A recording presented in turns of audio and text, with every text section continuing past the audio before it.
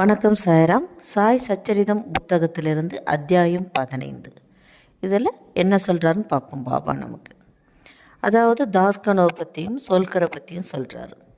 தாஸ்கனவு பாபாவனுடைய கீர்த்தனையை பாடுறதற்காக அழகான அங்கவஸ்திரம், கோட்டு, குல்லா, வீணை இதையெல்லாம் அழகாக அலங்காரம் பண்ணிக்கிட்டு பாபா முன்னாடி போய் நிற்கிறாரு. பாபா சொல்கிறாரு, நல்லா இருக்கு மாப்பிள்ளை, நல்லா அலங்காரம் பண்ணிக்கிட்டு எங்கே கிளம்பிட்டீங்கன்னு.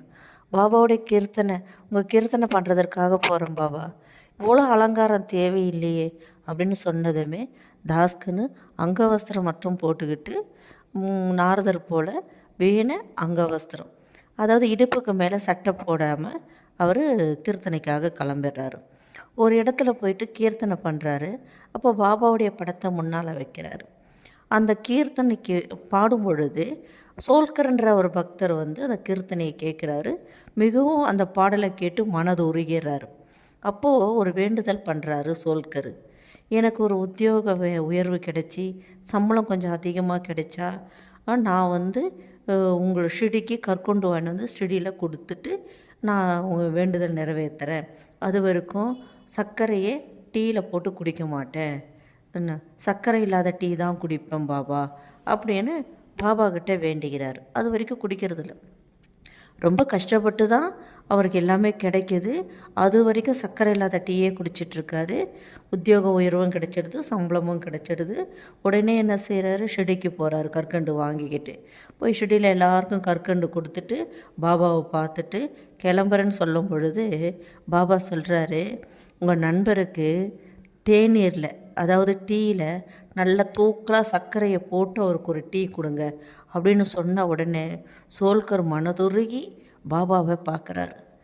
அவருடைய ஞானம் எப்பேற்பட்டது, எவ்வளோ பெரிய ஞானம் அப்படின்னு சொல்லிட்டு மனதுருகி இன்னும் பாபா மேலே அதிகமாக அன்பு செலுத்துகிறார். அப்புறம் அதில் இன்னொரு கதையும் சொல்கிறாரு, 2 பள்ளிகளோட கதை. அதாவது பாபா மசூதியில் உக்காந்துட்ருக்காரு. அங்கே ஒரு பக்தரும் பாபாவுக்கு எதிர்க்க உட்காந்துருக்காரு. ஒரு பள்ளி டிக் டிக் டிக்னு அப்படின்னு சொல்லுது. உடனே அந்த பக்தர் பாபாவை கேட்குறாரு, பாபா இது நல்ல சகுனமா கெட்ட சகுனமான்னு எனக்கு தெரியலையே, இந்த பள்ளி டிக் டிக்னு சொல்லுதுன்னு. அதுக்கு பாபா சொல்கிறாரு, அவுரங்காபாத்திலேருந்து அதோடைய தங்கச்சி வரப்போதான், அதனால தான் அது டிக் டிக்னு சொல்லி மனசில் சந்தோஷப்பட்டுக்குதுன்னு. இவருக்கு ஒன்றும் புரியல. நம்ம என்ன கேட்குறோம், பாபா என்ன சொல்கிறாரு அப்படின்ட்டு. அதே போல் அவுரங்காபாத்திலேருந்து ஒருத்தர் வராரு. அவருடைய குதிரை பசியாக இருக்குதுன்னு அதுக்கு உணவு கொடுக்க போகும் பொழுது அது தோளில் போட்டிருந்த பையை உதிரும் பொழுது அதில் இருந்து ஒரு பள்ளி கீழே விழுந்து குடு குடு குடுன்னு செவுத்தில் ஏறி அந்த பள்ளியும் இந்த பள்ளியும் ஒன்றோட ஒன்று கொஞ்சிக்குது. அப்போது அந்த பக்தர் பார்க்குறாரு, ஓ பள்ளி அவுரங்காபாத்லேருந்து வர்றதுன்னு சொன்னது இதுதானோ, ஓ இது பாபாவுக்கு முன்னாடியே தெரிஞ்சிருக்குது அப்படின்னு அவர் ஆச்சரியப்பட்டு பார்க்குறாரு. சாய்ராம், இதிலிருந்து பாபா நமக்கு என்ன சொல்கிறாரு? தாஸ்கனு, சோல்கர், 2 பள்ளி. அப்போ இந்த கதையில் பாபா நமக்கு என்ன உணர்த்துறாரு? அப்போது பாபாவுடைய சேவை நம்ம செய்யும் பொழுது ரொம்ப எளிமையாக இருக்கணும், அழகாக இருக்கணும், நல்லதாக இருக்கணும் அப்படின்னு தாஸ்கனுவை வச்சு நமக்கு புத்திமதி சொல்கிறார். அப்போது சோல்கரை வச்சு நமக்கு என்ன சொல்கிறாருன்னா, நீ ஏழையாக இருந்தாலும் சரி, உன்னுடைய வேண்டுதல் எப்படி நீ வேண்டிக்கிட்டாலும் உன்னுடைய வேண்டுதலை நான் நிறைவேற்றுவேன், நான் இருக்கிறேன், நீ கவலைப்படாத, என் மேலே உன்னுடைய அன்பை மட்டும் வச்சா போதும், என் மேலே நீ அன்பாக இருந்து எதை கொடுத்தாலும் வாங்கிப்பேன், உன் கையில் எதுதான் இருக்குது, எனக்கு இதுதான் வேணும்னு நான் சொல்ல மாட்டேன், நீ எதை கொடுத்தாலும் நான் வாங்கிப்பேன் அப்படிங்கிறத பாபா சோல்கரை வச்சு சொல்கிறாரு.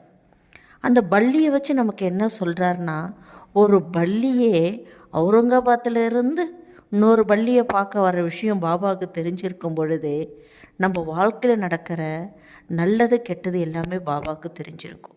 நம்ம நல்லா இருந்தாலும் சரி, கஷ்டப்பட்டாலும் சரி, நம்ம இன்றைக்கி சிரித்தாலும் சரி, சிரிக்காமல் போனாலும் சரி, பாபாவுக்கு எல்லாமே தெரியும். அப்போ நம்ம பாபாவை, சாயப்பாவை நம்ம கும்பிட என்ன ஆகுனா, நம்மளுடைய எல்லா விஷயங்களையுமே பாபா அறிஞ்சு வச்சுருப்பார்.